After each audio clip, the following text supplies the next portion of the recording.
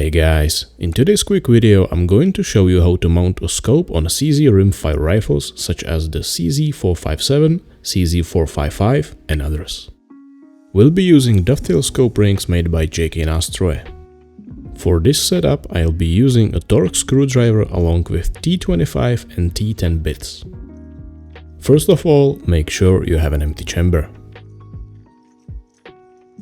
Now go ahead and unscrew just about every screw you see. Once all the screws are out, slide the bottom halves of the rings onto the rifle's dovetail and carefully tighten them up to the torque spec. The recommended torque spec is between 2 and 2.5 Nm. After that, place the scope in position and loosely screw in the upper halves of the rings. This will give you flexibility to adjust scope's position to your liking. Once you've got the scope positioned perfectly, slowly tighten the screws to the recommended torque settings. I suggest tighten them in a cross pattern to distribute the pressure evenly, just like tightening your car's wheel nuts. And that's it, you're all set.